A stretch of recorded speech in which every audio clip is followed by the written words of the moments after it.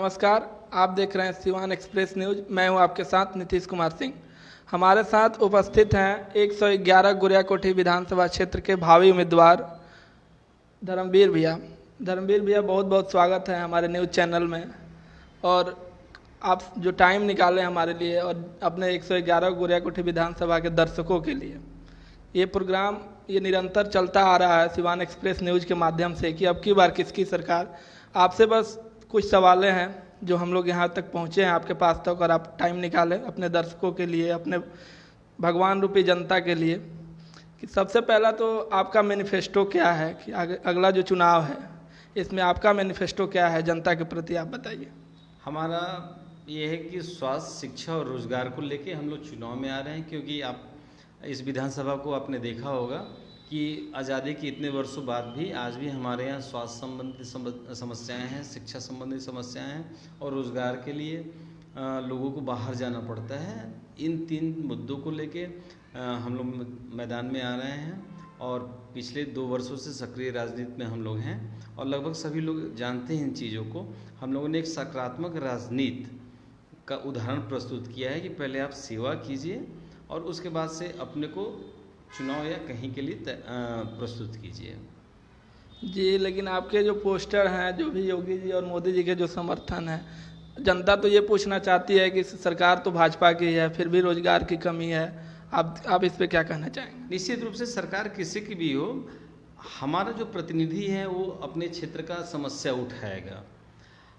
हम अपने जनप्रतिनिधि को विधायक के रूप में, सांसद के रूप में इसी के लिए चुन के भेजते हैं कि हमारे क्षेत्र की जो मूलभूत सुविधाएं हैं उसको सदन में उठाने के साथ साथ वो लड़के अपने क्षेत्र के लिए विकास योजनाओं को लेके आए। लेकिन ऐसा हम नहीं होता है हमारे यहाँ जो भी चुनाव जीतते हैं, जो हमारा गोरियाकोठी का इतिहास रहा है, चुनाव जीतने के बाद यहाँ पे एक वातावरण ऐसा बन गया है कि जनप्रतिनिधि अपने को मालिक जैसा प्रस्तुत करते हैं और जनता मतदान करने के बाद इस उम्मीद के साथ कि इस बार हमारे क्षेत्र का विकास होगा, वो ठगा हुआ महसूस करती है। रही बात रोजगार की, अगर हमारे यहाँ पे अच्छी शिक्षा की व्यवस्था हो जाए, अच्छे संस्थान की, शिक्षा से हम संस्थान जोड़ते हैं, अपने ITI की व्यवस्था हो जाए, नर्सिंग कॉलेज की व्यवस्था हो जाए, जिस व्यक्ति के अंदर जो कौशल है, जो योग्यता है, उसके अनुरूप उस व्यक्ति को प्रशिक्षण दिया जाए तो निश्चित रूप से रोजगार मिलेगा और साथ ही स्वरोजगार को बढ़ावा मिलेगा। तो हमारे जनप्रतिनिधि चुनाव के बाद कभी उनको लगा ही नहीं। अभी आपने एक चीज़ देखा होगा कि कितने तेज़ी में क्षेत्रों में शिलान्यास हो रहा है। मैं आपके माध्यम से पूछना चाहूँगा कि क्या ये 4.25 वर्ष में एक शिलापट कहाँ थे? अचानक चुनाव के एग्जैक्ट इतने दिन पहले ही अचानक से इतने शिलान्यास होने लगे और ये सब कार्य क्यों होने लगे? क्योंकि आपके पास तो पर्याप्त समय था, लेकिन चुनाव आने के समय ही क्यों? क्या ये गारंटी है कि चुनाव बीतने के बाद से वो सड़कें बन ही जाएगी?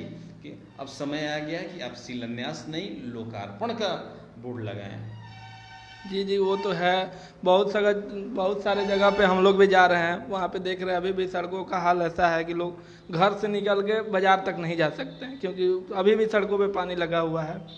आपसे एक सवाल और पूछना चाहते हैं कि जो बाढ़ की समस्या है, आप देख रहे हैं बसंतपुर में भी पूरा पानी भरा हुआ था एक तरफ, रोड के दूसरी तरफ जो है, और पूरा जो सिवान जिला है, गोपालगंज जिला है, जो भी है, बाढ़ से पूरा आपका भी क्षेत्र प्रभावित है। तो बाढ़ के लेके आपका क्या मैनिफेस्टो है? सरकार के पास क्या आपकी कुछ योजनाएं होगी जो भविष्य में अगर आप जीत जाते हैं तो लेके जाएंगे कि बाढ़ से किस तरह लोगों को बचाया जा सके?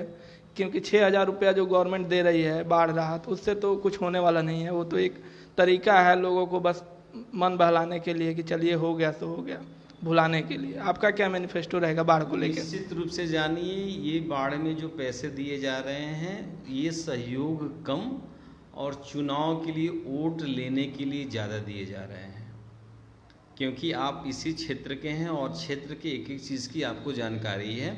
इसके पहले में भी 2017 में आंशिक रूप से बाढ़ आया था, आपने देखा होगा। क्या इस प्रकार की व्यवस्थाएं हुई थी? क्या कम्युनिटी किचन चला था? क्या लोगों के बीच में इतने तिरपाल बटे थे? लेकिन इस बार ये जो व्यवस्था हुई है, निश्चित जानिए चुनाव के मद्देनजर हुआ है। और रही बात किसी भी समस्या, कोई भी ऐसा समस्या नहीं है जिसका समाधान नहीं है। उस ज़रूरत है, इच्छा शक्ति की ज़रूरत है, उस चीज़ को गंभीरता से लेके उस पर कार्य करने के लिए, अगर उस पर गंभीरता से लेके अगर हम कार्य करते हैं तो निश्चित जानिए उसका समाधान जरूर निकलेगा। एक सवाल और है आपसे, पिछले 2 ही दिनों में लगातार आरजेडी जो पार्टी है, राष्ट्रीय जनता दल लालू जी की, वो एक वेबसाइट दी है www.rjd.com.in। उस पर पिछले 24 घंटे में 5 लाख से ज़्यादा युवा जुड़ चुके हैं। तो हमारे जो भी हैं चीफ मिनिस्टर के जो उम्मीदवार हैं तेजस्वी जी, उनका कहना है कि युवाओं का जोड़ना यह दर्शाता है कि रोजगार की कितनी कमी है, लेकिन भाजपा इस पर पलटवार कर रही है कि तेजस्वी जी किस लायक हैं, उनकी डिग्री किस लायक है कि उनको रोजगार मिले। इस पर आप क्या कहना चाहेंगे जो युवा जुड़े हैं पिछले 24 घंटे? निश्चित रूप से आप जानिए कि वर्तमान के जो समय हो रहे हैं इसमें जनता के बीच में जानने के साथ साथ ही हर पार्टी बाकायदे उनकी पूरी आईटी सेल काम कर रही है, पूरी टीम काम कर रही है।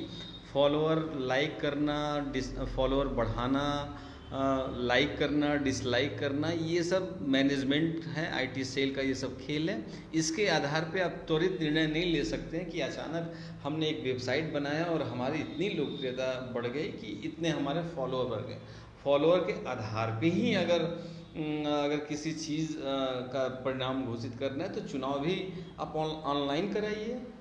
मतदाता ऑनलाइन ही, कोरोना काल है, बाढ़ से अभी गांव की सड़कें टूटी पड़ी हैं, उन्हें भी सुविधा होगा, वो घर बैठे हुए अपने मोबाइल से, माता बहनें जो आने में सक्षम वृद्ध हैं वो भी घर बैठे ऑनलाइन मतदान करेंगे। ये तो शुभ संकेत होगा।